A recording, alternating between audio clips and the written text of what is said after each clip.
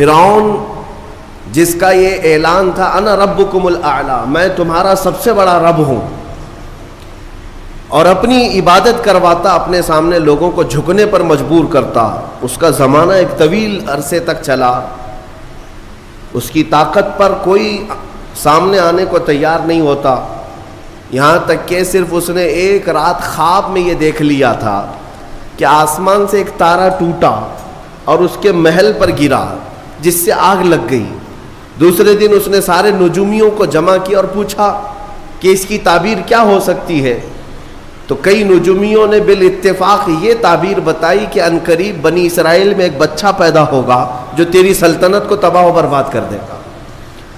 یہ تعبیر سننے کے بعد اس ظالم منحوس شخص نے اعلان کر دیا کہ آج کے بعد جو بھی بنی اسرائیل میں لڑکا پیدا ہوگا اس کا قتل ہو جائے گا۔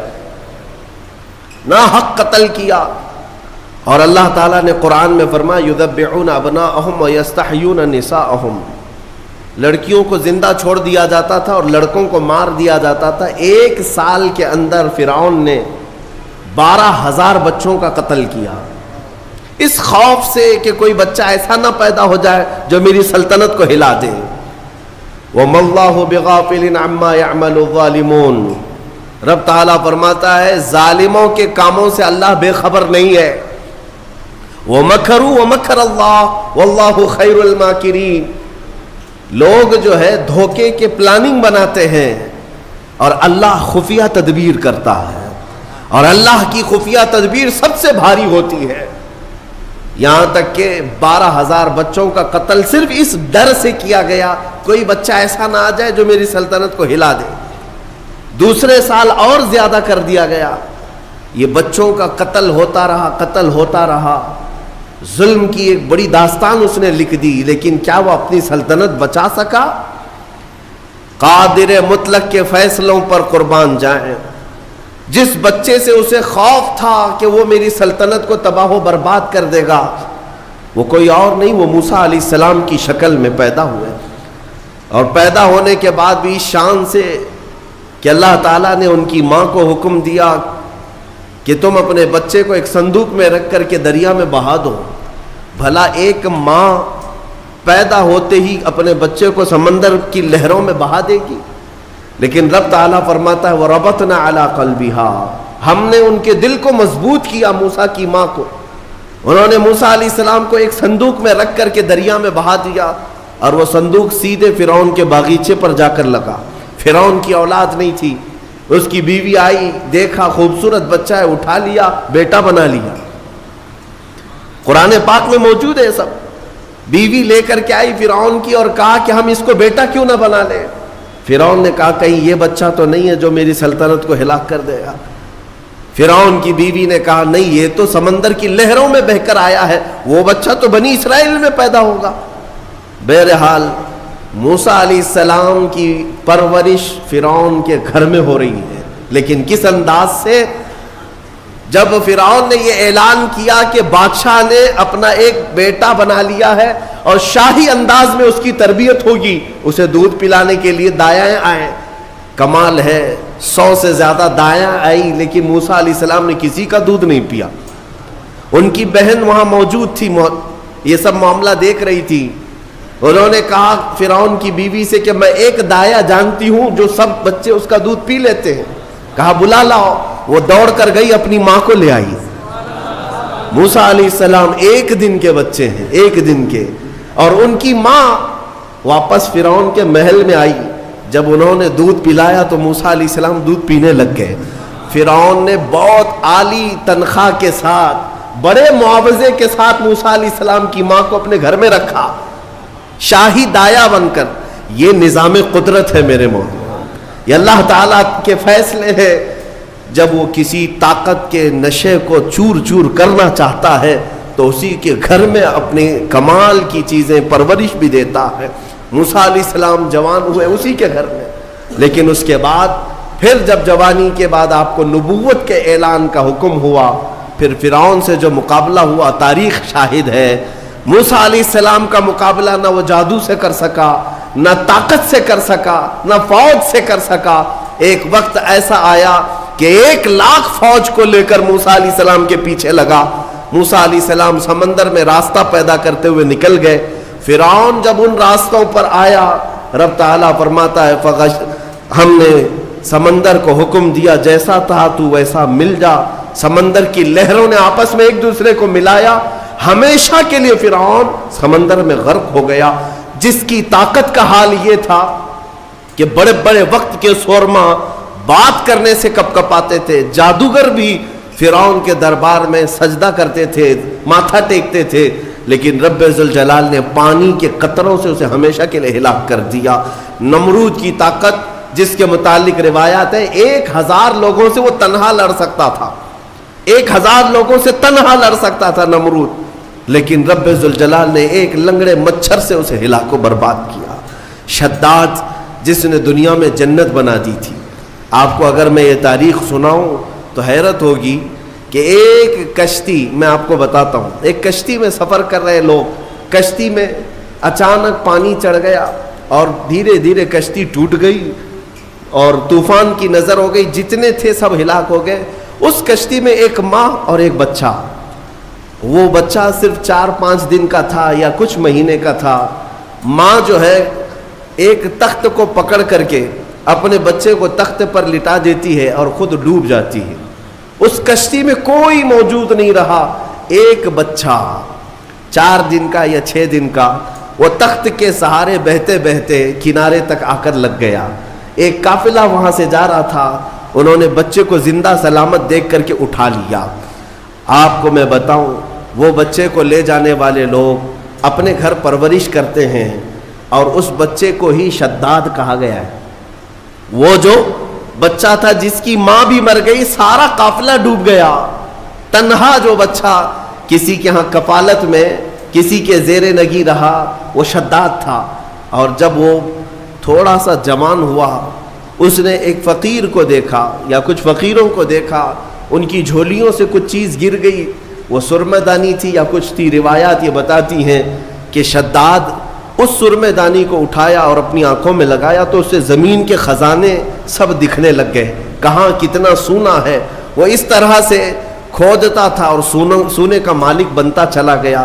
اتنا بنا کہ وقت میں اس سے زیادہ مال کسی کے پاس نہیں تھا.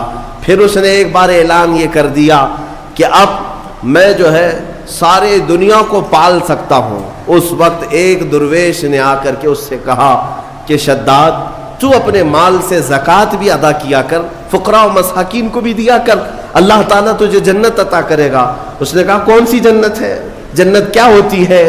کہا جنت عالی شان ہے, رب تعالیٰ کی بنائی ہوئی, جس کی ایک اینٹ سونے کی تو ایک اینٹ چاندی کی, زمین زعفران سے بچھی ہوئی, بہت خوبصورت جنت کا نظارہ ہے. اگر تو خیرات کرے تو اللہ تجھے وہ بھی عطا کرے. اس نے کہا مار کر کے, ٹھٹا مار کر کے کہا ہے ایسی بھی کوئی جنت ہوتی ہے؟ اس سے بہتر جنت تو میں دنیا میں بنا دوں گا. تم اس جنت کی لالچ مجھے دے رہے ہو, اتنا مال تو میرے پاس ہے کہ میں خود بنا لوں جنت.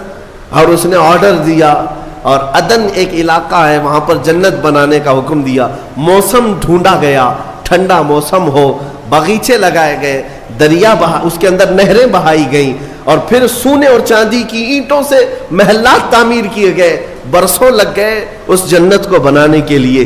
پھر وہ وقت آیا کہ جب شداد اس کی اوپننگ کے لیے اپنے گھر سے نکلا, اپنے گھوڑے پر سوار ہو کر, طاقت کا نشہ, دولت کا نشہ, غرور کہاں لے جا رہا ہے, دنیا میں جنت بنایا ہے. گھوڑے پر بیٹھ کر کے جب اپنی بنائی ہوئی ہاتھوں کی جنت کو افتتاح کے لیے پہنچا, دروازے پر پہنچا نہیں تھا کہ گھوڑا ٹھوکر کھا کر گرا, اور شداد نیچے جیسے ہی گرا چوٹ لگی اور وہیں اس کا دم نکل گیا, نہ اپنی جنت میں قدم رکھ سکا. اسی کو ارم کہا جاتا ہے. ارم جو ہے فارسی لفظ ہے, وہ شداد کی بنائی ہوئی جنت کو کہا جاتا تھا. عزیزان گرامی وقار, ملک الموت اسرائیل علیہ الصلوۃ والتسلیم سے میرے آقا صلی اللہ تعالی علیہ وسلم نے سوال فرمایا تھا کہ اے اسرائیل, کیا تمہیں روح نکالنے کے درمیان کبھی ایسا لگا ہے کہ اس کی روح اچانک اس وقت میں نکالی جائے؟ تو حضرت اسرائیل علیہ السلام نے جواباً یہی 2 باتیں کہی تھی. ایک وہ وقت تھا جب پوری کشتی ڈوب گئی تھی اور ایک بچہ تخت پر لیٹا جا رہا ہے اور مجھے حکم ہو رہا ہے کہ اس کی ماں کی روح قبض کرو. بچہ تخت پر ہے اور ماں ڈوبی جا رہی ہے اور ماں کی روح قبض کرنا ہے. کس کے سہارے اس بچے کو چھوڑا جائے گا؟ لیکن قادر مطلق کا حکم تھا، سارے لوگوں کی روح قبض کیا بچے کے علاوہ. یہ فرشتے کو تک نہیں حکم ہے کہ تمہیں اس کی پرواہ کرنے کی ضرورت نہیں، اس تنہا بچے کی کون نگہبانی کرے گا، اس کا حکم نہیں. ماں کی روح قبض کر لیا. اس وقت مجھے تعجب تھا کہ اس بھرے سمندر میں اس تنہا بچے کو دیکھے گا کون. لیکن پھر دنیا نے دکھایا کہ اس بچے کو صرف دیکھا نہیں گیا بلکہ دنیا کا سب سے بڑا امیر بنایا گیا. پھر آپ فرماتے ہیں دوسرا وہ وقت تھا جب اس نے اپنی پوری جمع پونجی خرچ کر کے جنت بنائی. دروازے پر پہنچنے سے پہلے مجھے حکم ہوا کہ اس کی روح قبض کر لی جائے. عزیزان گرامی وقار، رب ذوالجلال کے فیصلے، وہ قادر مطلق محکم فیصلے فرماتا ہے. بعض لوگوں کو ایسا لگتا ہے کہ سب کچھ انہی کا ہے، ابھی دنیا تو ان کے پاس ہے، طاقت ان کے پاس ہے، تخت ہے، سب کر لے جائیں گے. تمہیں پتہ نہیں، قرآن میں خود مولا نے فرمایا ان بطش ربک لشدید، بے شک تمہارے رب کی پکڑ بہت سخت ہے. جس وقت وہ پکڑ کرتا ہے تو کوئی آس پاس چھڑانے کی طاقت بھی نہیں رکھتا. اسی طرح کی بات میں آپ کے سامنے یہ بھی عرض کروں، ظلم جہاں تک بھی ہو ایک دن انجام کو پہنچتا ہے. قرآن میں رب تعالیٰ فرماتا انما یؤخرہم لیوم، ہم ظالموں کو تھوڑی ڈھیل اس لیے دیتے ہیں تاکہ ساری نگاہیں ان کا انجام دیکھ سکیں. ظالموں کو اگر ڈھیل ملتی ہے، ظلم کرنے کے لیے انہیں آزادی ملتی ہے، تو اس کا مطلب یہ نہیں ہے کہ وہ جو کر رہے ہیں اچھا کر رہے ہیں، بلکہ یہ ڈھیل ان کے عذابات میں اضافہ کرتی ہے، ان کے پکڑ کی راہیں اور ہموار کرتی ہیں. آپ کو میں یہ بات بتا دوں کہ تاریخ میں ایک ایسا بھی نام آتا ہے جس کو ذکر کرتے ہوئے آج بھی لوگ ظلم کی آہٹ کو محسوس کرتے ہیں. وہ چنگیز کا نام ہے. ہلاکو چنگیز یہ وہ لوگ ہیں جنہوں نے کھوپڑیوں سے مینار تعمیر کر دیے تھے. ہاں، انسانوں کی کھوپڑیاں ان کے لیے کوئی حیثیت نہیں رکھتی تھیں، بلکہ آج ایک جانور کو بھی مارنے سے آپ کے دل میں درد ہوگا، لیکن ان ظالموں نے انسانوں کی لاشیں بے حساب لگا کر رکھی تھی. بغداد کے دریائے دجلہ کو جنہوں نے خون سے لال کر دیا تھا، رحم نام کی کوئی چیز ہی نہیں تھی. چنگیز نے لاکھوں انسانوں کا قتل کیا. لیکن ایک وقت ایسا بھی آیا، اس نے کئی علماء کو، بزرگوں کو قید کیا، قطار میں لگا دیا. یہ آخری وقت ہے. چنگیز کا دبدبہ اتنا تھا کہ وہ تقریباً آدھی دنیا کو فتح کرنے کے لیے چل پڑا تھا، آدھی دنیا، اور کوئی بادشاہ اس سے لڑائی کا سامنا نہیں کر پاتا. ایک وقت وہ آیا، 300 کے قریب علماء یا بزرگوں کو اس نے قید کیا، قطار میں لگایا اور جلاد کو بلایا. سب قطار میں، پہلی صف ہے، دوسری صف ہے، تیسری صف ہے. تو اس میں لائن سے قتل کرنے کا حکم تھا. تلوار اٹھاتا جلاد اور گردنیں مارتا چلا جاتا. ایسے لگتا جیسے یہ پلاسٹک کی یا کھلونے کی گردنیں اڑا رہے ہوں. انسانوں کے ساتھ اس طرح کھیلتے تھے. وہ گھوڑے پر بیٹھے اپنے کھلونے سے کھیلتا رہتا اور جلاد کو حکم دیتا اتنی گردنیں آج اڑا دو، اتنی گردنیں اڑا دو. جلاد جب گردنیں اڑا رہا تھا، 3 صفیں لگی ہوئی تھی. پہلی صف میں ایک بوڑھے شخص تھے، عمر دراز تھے. جب وہ پہلی صف کا قتل شروع ہوا تو جلدی سے دوسری صف میں آ گئے، پیچھے ہٹ کر کے دوسری صف میں کھڑے ہو گئے. وہ جلاد بھی دیکھ رہا تھا، چنگیز بھی دیکھ رہا تھا. پہلی صف پوری قتل ہو گئی، دوسری صف کا نمبر آیا. جب دوسری صف قتل ہو رہی تھی تو وہ بوڑھے میاں تیسری صف میں چلے گئے. ہوتا ہے کہ جتنا بچ سکیں بچ لے، اور تدبیر کا حکم بھی ہے اللہ کی طرف سے. تیسری صف میں گئے تو 3 ہی تھی وہاں پر. چنگیز زور سے کہا مارا. دوسری صف پوری جب قتل ہو گئی، کہا کہ او بوڑھے، بس آخری تھی، اس کے بعد کہاں جائے گا، اب کون بچائے گا؟ اس بوڑھے میاں نے زور سے کہا اب بھی اللہ ہے، اس کے بعد بھی اللہ ہے. یہ نہیں ہے کہ زندگی ختم ہو گئی. اس نے غصے کے مارے جلاد سے کہا کہ تیسری صف کو فوراً آن کے آن میں قتل کرو. لیکن تیسری صف کا قتل ابھی شروع ہی ہوا تھا کہ چنگیز کا گھوڑا اچانک بدک گیا. اس کا کھلونا ہاتھ سے گر گیا. جس چیز سے وہ کھیل رہا تھا گھوڑے پر بیٹھ کر, اچانک وہ کھلونا اٹھانے کے لیے جھکا تو گھوڑا اتنی تیز دوڑا, اتنی تیز کہ اسے سنبھلنے کا موقع نہ دیا, اور گھوڑا ایسا سرکش ہوا کہ چنگیز کو سر سمیت دوڑاتا ہوا, کئی پتھروں سے ٹکراتا ہوا دوڑتا دوڑتا رہ گیا. ساری فوج بے قرار ہے کہ بادشاہ کے ساتھ گھوڑا سرپٹ دوڑ رہا ہے, سب اسے بچانے کے چکر میں دوڑ پڑے. جلاد ہو کہ سپاہی ہو کہ وزیر ہو, گھوڑا کسی کے قابو میں نہیں آتا. جب مولا تعالیٰ تدبیر فرماتا ہے تو وہ کس کے قابو میں آئے. اتنا دوڑایا کہ اس کا بھیجا باہر نکل آیا. چنگیز کا سر ٹکراتے ٹکراتے بھیجا باہر آ گیا. جب تک وہ دم نہ توڑ دیا گھوڑا کسی کے ہاتھ میں نہیں آیا. اور اس کے بعد لوگوں نے قابو میں کیا, دیکھا تب تک تو اس کا خاتمہ ہو چکا تھا. اس بوڑھے میاں نے کہا میں نے سچ کہا تھا, اللہ اب بھی ہے.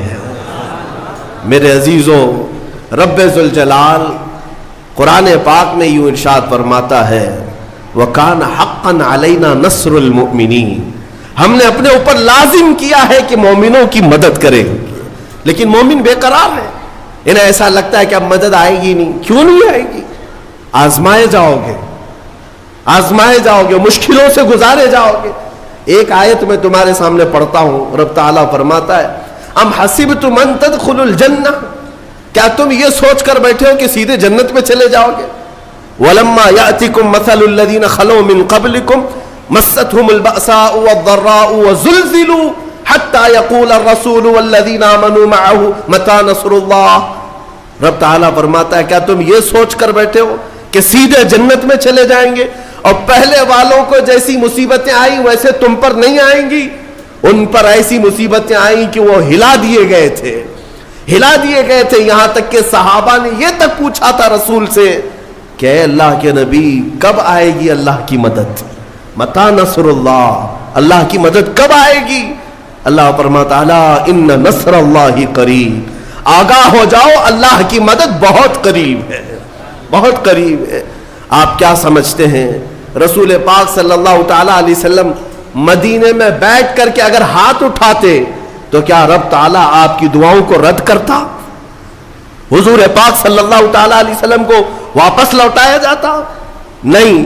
لیکن بیٹھ کر دعا کرنے کی بجائے وہ محمد عربی صلی اللہ علیہ وسلم رمضان کے مہینے میں 313 نہتے لوگوں کو لے کر صحرا میں چلے آ رہے ہیں. پیروں میں آبلے پڑے ہیں, نہ پانی ہے نہ کھانا ہے, نہ تیروں میں ترکش ہے نہ گھوڑے سواری کے ہیں, کچھ نہ ہو کر یہ کیسے صحابہ چل پڑے. آج بھی میں مدینے جا کر دیکھتا ہوں اے سی بس میں بیٹھ کر کے بدر کے میدان تک جانے میں ہا ہو کرتے رہتے ہیں لوگ. میرے عزیزوں, ان صحابہ کی عظمتوں پر قربان, اس زمانے میں نہ روڈ ہے نہ راستہ ہے نہ چھاؤں لینے کے لیے کوئی مکان ہے, لیکن چلے جا رہے میرے مصطفیٰ کے پیچھے صرف اس لیے اللہ کی رضا حاصل کرنی ہے اور رسول کی حمایت میں لگنا ہے, اور پیروں میں ان کے چپل نہیں ہے. اور آج اگر آپ عرب کی سرزمین پر تپتے ہوئے صحرا میں ایک منٹ کے لیے میں کہتا ہوں ننگے پیر کھڑے ہو جاؤ, پھر بتانا تمہارے تلوے نہ جلے تو مجھ سے کہنا, تلوے جل جائیں گے. 160 کلومیٹر کا سفر وہ صحابہ پیدل چل کر کے گئے. جب بدر کی وادی میں پہنچے ان کے پاس کیا تھا؟ صحابہ کہتے ہیں ہمارے پاس جو تلواریں تھی اس سے سبزی بھی نہیں کٹتی تھی, کند تھی, مڑی ہوئی تھی, زنگ لگا ہوا تھا, لیکن توکل اللہ کی ذات پر تھا. صحابہ میں کچھ وہ ہے حضرت عکاشہ, وہ کہتے میرے پاس تو کچھ نہیں تھا, میں تو کھجور کے تنے کی لکڑی لے آیا تھا جنگ میں اترنے کے لیے. جہاں تلواریں سنسنا رہی ہوں وہاں ایک صحابی کھجور کا سوکھا ہوا تنا لے کر کے آئے. یہ توکل بتاتا ہے کہ اللہ ہمارے ساتھ ہے. عزیزان گرامی وقار, یہ سارے میدان میں اتر جانے کے بعد پھر میرے آقا دعا کرتے ہیں اے مولا ہم نے جو اپنی طاقت میں تھا وہ سب میدان میں اتار دیا, اب اگر تیری مدد نہ آئے گی تو پھر اس زمین پر سجدہ کون کرے گا, اس زمین پر عبادت کون کرے گا. یہ نہیں ہے کہ یہیں بیٹھ کر کوشش کچھ نہیں کرنی ہے, عمل کچھ نہیں کرنا ہے, دعاؤں کے اور اسی طرح کے مجمع میں بیٹھ کر کے ہم یہ کہہ دیں اے اللہ تو فلاں کو غارت کر دے, فلاں کو غارت کر دے. عزیزان گرامی, مومن کے لیے کہا گیا ہے کہ وہ عملی میدان میں اترے, عملی میدان میں اترے. میں آپ کو بتاتا ہوں, ایک شریف آدمی تھے مولوی صاحب, صوفی صاحب, کھیتی باڑی کرتے تھے اور گاؤں کے کئی لوگوں نے ملا کر کے صوفی صاحب کو ایک کھیت دے دیا تھا کہ آپ اللہ اللہ کرتے رہتے, آپ کا معاش بھی تو چلنا چاہیے, گھر بار بھی چلے. تو صوفی صاحب کو کھیت ملا, مولوی صاحب نے کھیتی باڑی تو کر لی, اس میں مکئی یا گیہوں جو بھی آئے, فصل جب آئی تو ظاہر سی بات ہے بیٹھتے تھے, ایک گدھا آتا تھا اور چر کے چلا جاتا. صوفی صاحب کیا تسبیح پڑھتے, اے اللہ یہ گدھے کو برباد کر دے, اے اللہ یہ گدھے کو تباہ کر دے, یہ گدھے کو ختم کر دے, بیٹھے بیٹھے گدھے کو ختم کر دے, بیٹھے بیٹھے گدھے کو. وہ گدھا اپنا تو چرتا تھا, چلا جاتا تھا, ان کی تسبیح چلتی رہتی تھی. کچھ ان نوجوانوں نے دیکھا, ارے میاں مولوی صاحب روز تسبیح لے کر کے بددعات کر رہے ہیں, گدھا آتا ہے اپنا کھاتا ہے چلا جاتا ہے. کئی دن تک دیکھا, آدھا کھیت تو گدھا کھا گیا تھا.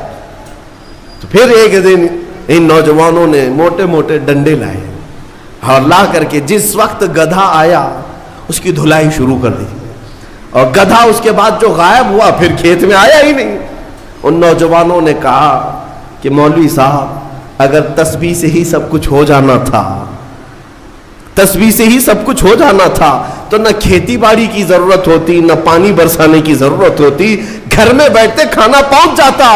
اسباب بھی تو کوئی چیز ہے, عمل کے میدان میں اترو, صرف اور صرف تسبیح نہیں کبھی ڈنڈا بھی. میرے عزیزوں, یہ مثال میں نے صرف اس لیے بتائی کہ عملی میدان میں نہ آ کر کے صرف اور صرف یہاں بیٹھ کر مشورے کرنے سے نہیں ہوتا. اپنے آپ کو تبدیل کرو, اپنے آپ کو تبدیل کرو. قرآن تمہیں بلا رہا ہے, تم پہلے اسلام میں پورے کے پورے داخل ہو جاؤ, تمہارا چہرہ اسلامی لگے, تمہارا رہن سہن اسلامی لگے. ظالموں کو اپنے ظلم کے انجام تک پہنچانا یہ میرے مولا کی شان ہے. تم کیا سمجھتے ہو اب اسلام ختم ہو جائے گا؟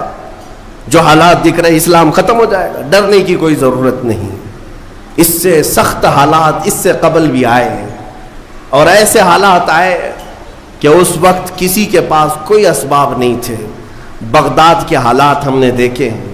جب ہلاکو وہاں پر پہنچا تھا تو جانتے ہیں آپ, اس نے اتنی قتل کی, اتنے قتل کیے کہ ایک اذان دینے والا تک نہیں رہ گیا.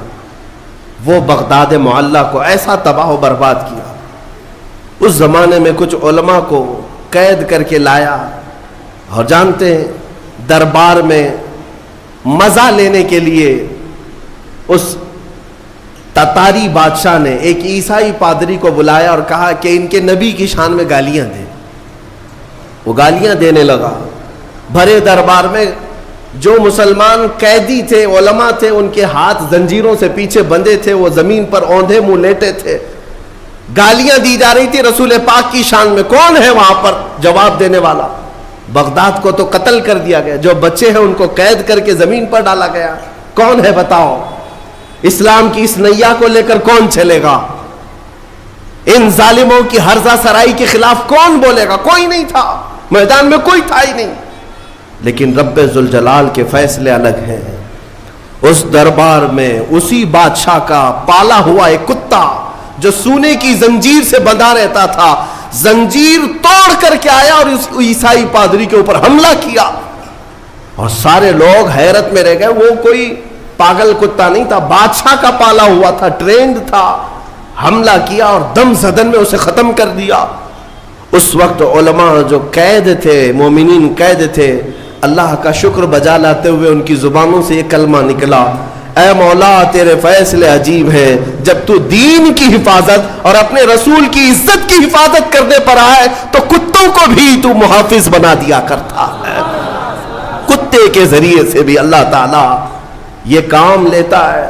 اس دربار میں ہیبت ایسی تاری تھی, ایسی ہیبت تاری تھی آپ کو میں کیا بتاؤں، 500 سے زیادہ تتاری سپاہی ایمان لے آئے اسی مجمع میں، جس کو دیکھ کر کے اقبال نے کہا تھا حرم کو مل گئے پاسباں صنم خانے سے۔ اللہ تبارک و تعالیٰ کب حفاظت کے لیے کہاں سے چنتا ہے یہ اس کی مرضی ہے۔ آپ کیا سمجھتے ہیں سب ختم ہو جائے گا؟ میں کہتا ہوں ساری چیزوں پر دھیرے دھیرے تم جو کرنا چاہو کر لو، لیکن اسلام کی حفاظت اللہ نے اپنے ذمہ کرم پر لیا ہے۔ ہاں اگر ہم جیسوں کے حوالے ہوتا تو پتہ نہیں کیا ہو جاتا۔ قرآن کی حفاظت اللہ نے اپنے ذمے پر لیا ہے۔ باقی دوسری چیزیں جیسے رد و بدل ہو گئی، نہ قرآن بدلے گا نہ اسلام بدلے گا، یہ صبح قیامت تک رہے گا، کیونکہ قرآن میں اللہ نے فرمایا یریدون لیطفئوا نور اللہ، لوگ اب چاہتے ہیں کہ اللہ کے نور کو اپنے منہ کے پھونکوں سے بجھا دیں۔ یہ اللہ کا چراغ ہے جو صبح قیامت تک جلتا رہے گا۔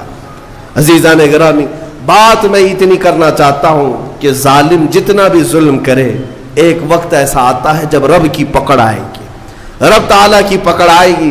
محمد عربی صلی اللہ تعالیٰ علیہ وسلم اس مکہ کی سرزمین پر آزمائے گئے جو آپ کا آبائی وطن تھا، جہاں میرے آقا پیدا ہوئے تھے۔ کیا آپ نے دیکھا رسول مکرم صلی اللہ تعالیٰ علیہ وسلم 13 سال تک آزمائے گئے، ان کے صحابہ کو شہید کیا گیا، ان کی صحابیات کو مارا گیا۔ حضرت سمیہ اسی مکہ میں شہید کی گئیں، حضرت عمار بن یاسر، بلال حبشی، خبیب بن عدی، حضرت خباب بن الارت، یہ وہ لوگ ہیں جن کو پھانسیوں پر بھی چڑھائے، انگاروں پر لٹایا گیا، بہت ظلم دیا گیا۔ وہ وقت بھی آیا جب رسول پاک صلی اللہ تعالیٰ علیہ وسلم مکہ چھوڑ کر چلے گئے، لیکن کیا سب ختم ہو گیا؟ مکہ چھوڑ کر کے مدینہ طیبہ چلے گئے، سب ختم ہو گیا؟ نہیں، ایک وقت ایسا بھی آیا کہ حضور پاک صلی اللہ تعالیٰ علیہ وسلم اپنے 1400 صحابہ کے ساتھ عمرہ کے لیے آئے تو ان ظالموں نے عمرہ تک نہیں کرنے دیا۔ ساری دنیا کے لیے کعبہ کھلا رہتا تھا، لیکن رسول کے لیے کعبہ نہیں کھولا گیا، نہ ہی مکہ آنے کی اجازت دی گئی۔ یہ صلح حدیبیہ کا موقع تھا۔ میں اس کی تھوڑی سی ڈیٹیل آپ کو بتا دوں، حالات کب تبدیل ہوتے ہیں اندازہ بھی نہیں کر سکو گے۔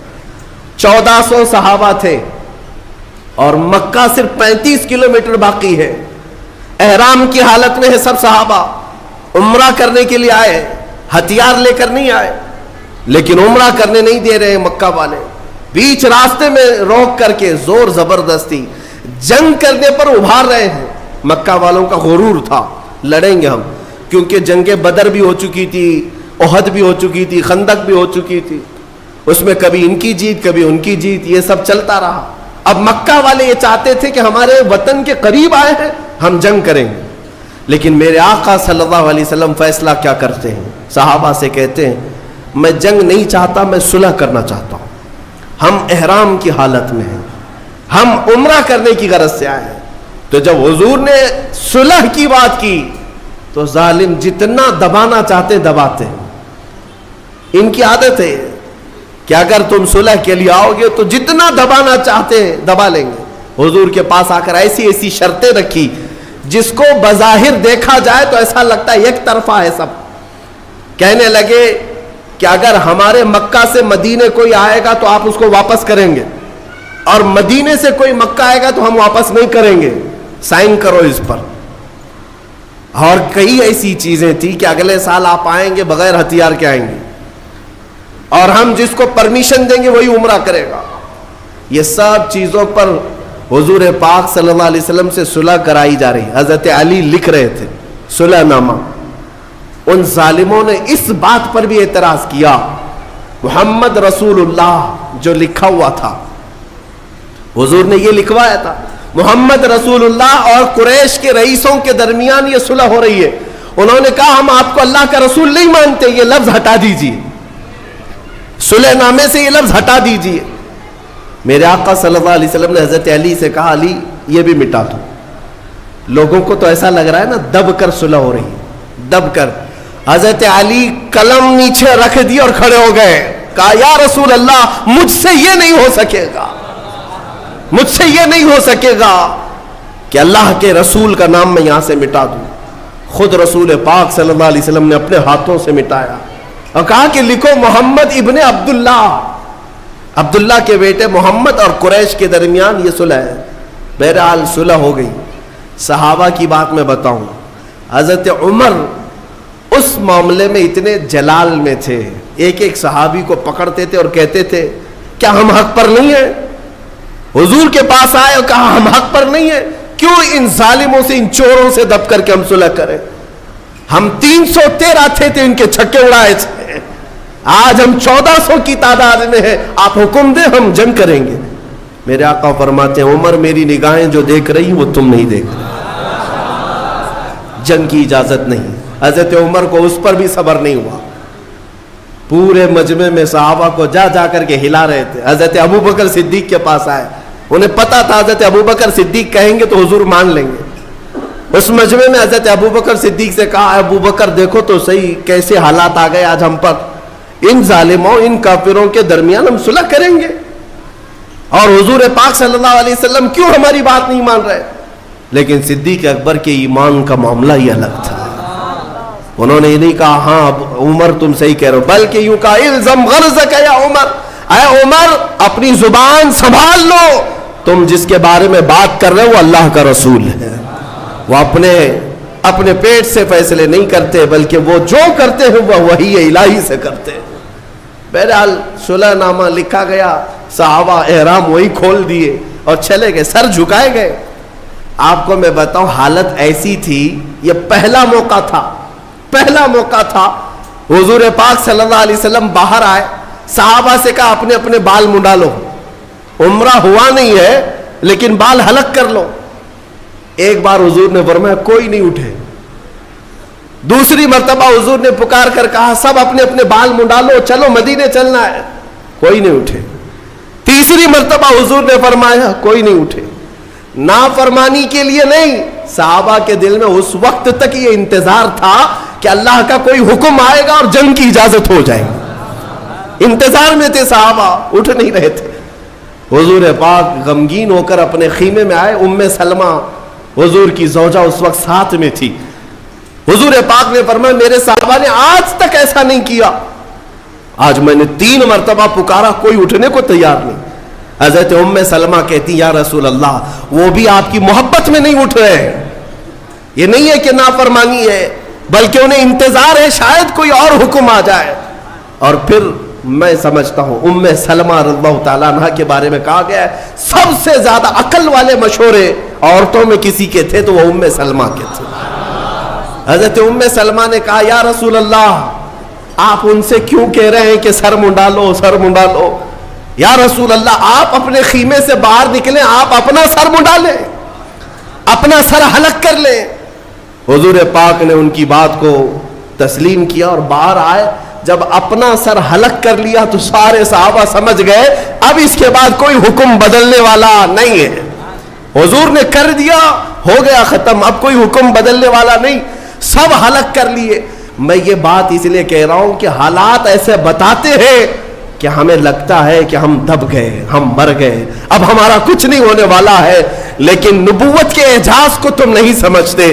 واپس مدینے گئے، یہ 6 ہجری کا معاملہ تھا، 7ویں ہجری آئی، 1 سال نہیں گزرا، قرآن میں اللہ نے سورہ فتح جو نازل فرمائی، اللہ فرماتا ہے لقد صدق اللہ رسولہ الرؤیا بالحق لتدخلن المسجد الحرام ان شاء اللہ آمنین محلقین رؤوسکم ومقصرین لا تخافون۔ اللہ فرماتا ہے اللہ اپنے رسول کے خواب کو سچ کرے گا، ان قریب اللہ چاہے تو یہ سب کے سب مسجد حرم میں داخل ہوں گے، مسجد حرم میں امن کے ساتھ داخل ہوں گے۔ یہ آیت پہلے نازل ہوئی، 7ویں ہجری آئی، میرے آقا دوسرے سال عمرہ کے لیے نکلے، اس وقت 10,000 صحابہ ساتھ میں تھے، پچھلے سال 1400 تھے، 10,000 صحابہ ساتھ میں تھے۔ اور جب گئے تو مکہ کے حالات ایسے تھے کہ سب تتر بتر ہو چکے تھے، نہ کوئی ایک خاندان متحد تھا، کچھ نہیں تھا۔ اور حضور پاک کی شان سے آئے کہ نہ جنگ ہوئی، نہ جدال، نہ قتل و قتال، بلکہ 10,000 صحابہ شان و شوکت کے ساتھ حرم کعبہ میں داخل ہو رہے ہیں۔ صحابہ کا وہ اعجاز تھا کہ کوئی دیواریں چوم رہا ہے، کوئی زمین چوم رہا ہے، اور رب تعالیٰ کی بارگاہ میں شکر بجا لا رہے ہیں، کہتے ہیں اے مولا تیری قدرت کے فیصلے عجیب ہیں. یہ وہ زمین تھی جہاں ہمیں رسی ڈال کر کھینچا جاتا تھا اور آج تو ہمیں حاکم بنا کر اس زمین پر لا رہا ہے. مولا کریم کے فیصلے الگ ہیں.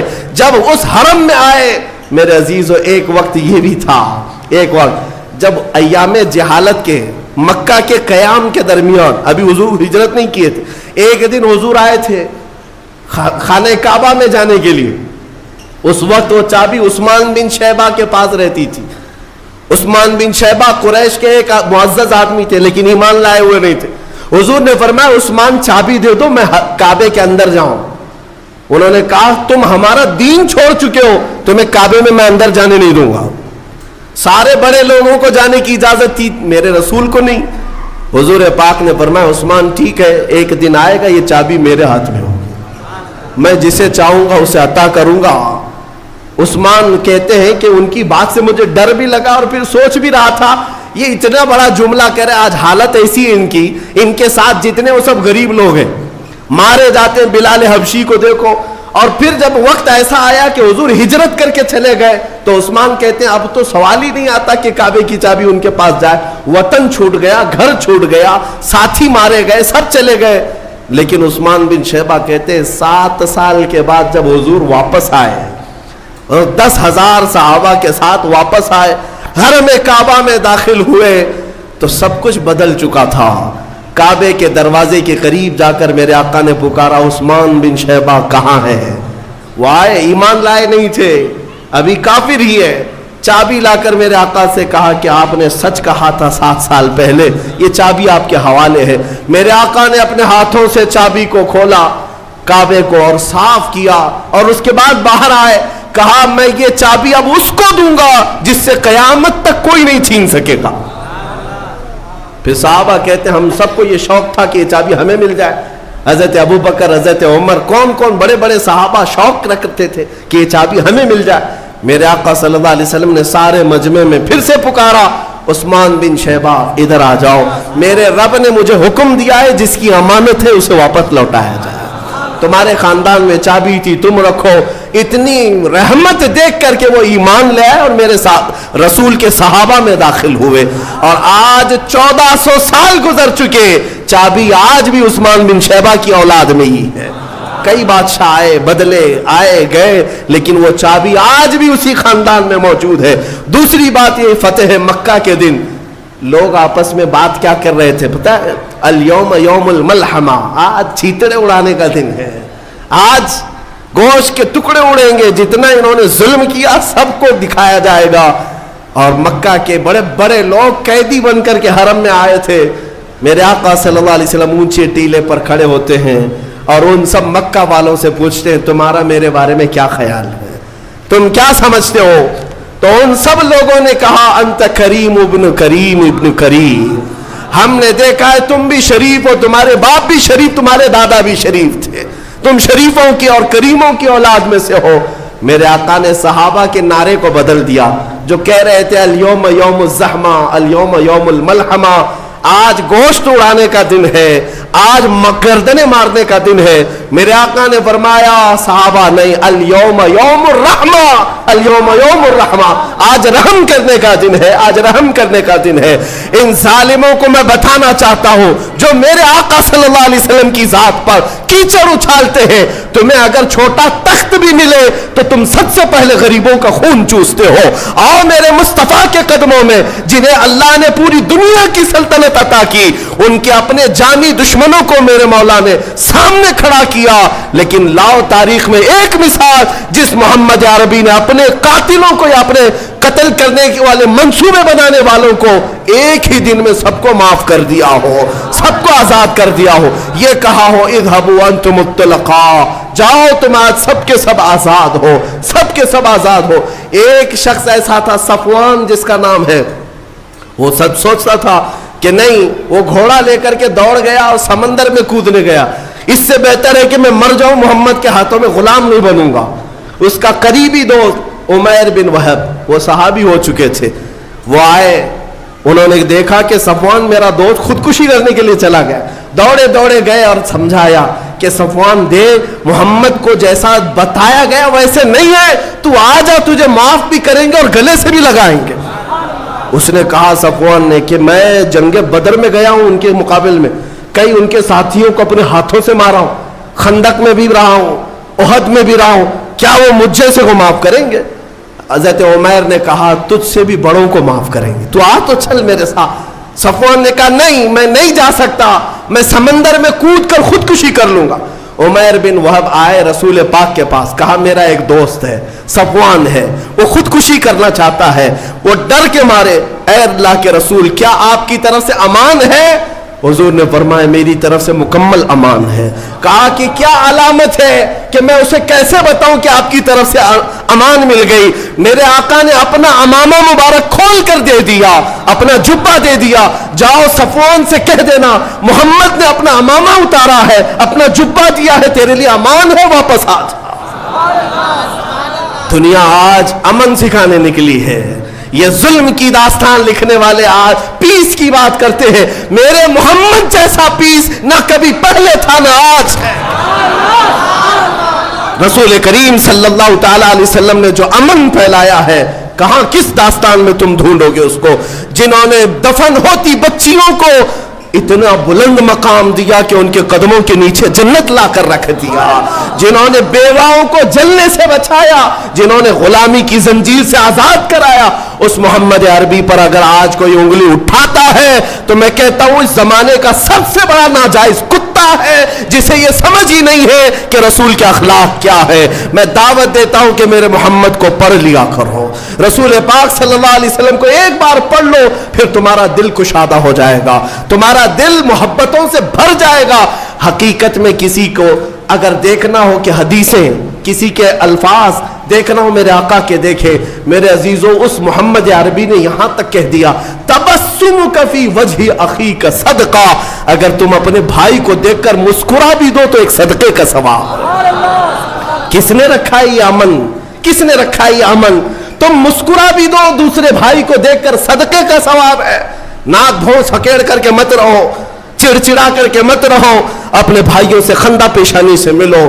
میرے عزیزوں, آج تمہیں حکم صرف اتنا دیا گیا مصافحہ کرو, معانقہ کرو, دل ملانا مولا کا کام ہے. یہ امن کا ماحول کس نے پیدا کیا؟ میرے رسول نے پیدا کیا. تمہیں پتا ہے جہاں لوگ گردنیں مارتے تھے وہاں اپنی بھوک اپنے بھائی کے لیے قربان کر رہے ہیں. ہاں, گرم گوشت جن کے پاس آتا ہے صحابہ کھانے کو تیار نہیں, اس سے پہلے کہ میرا بھائی کھا لے. یہ امن کا معاشرہ کس نے بنایا؟ کس نے بنایا؟ پوری دنیا میں لا کر دکھاؤ. میں صرف اتنا کہنا چاہوں گا آج کے کہ اگر آپ نے میرے آقا کے اخلاق کی ترجمانی نہیں کی تو دوسروں سے کیا امید رکھو گے؟ دوسروں سے کیا امید رکھو گے؟ میں اس شاعر کے شعر پر اپنی گفتگو ختم کرتا ہوں. شاعر نے کہا ہے نہ ادھر ادھر کی بات کر, مجھے یہ بتا کہ قافلہ لٹا کیوں. نہ ادھر ادھر کی بات کر, مجھے یہ بتا کہ قافلہ لٹا کیوں. مجھے رہزنوں سے غرض نہیں, تیری رہبری کا سوال ہے. ڈاکو کیا کرتے ہیں اس سے مجھے کیا سروکار؟ ڈاکو کا کام ہے ڈاکہ ڈالنا, چور کا کام ہے چوری کرنا.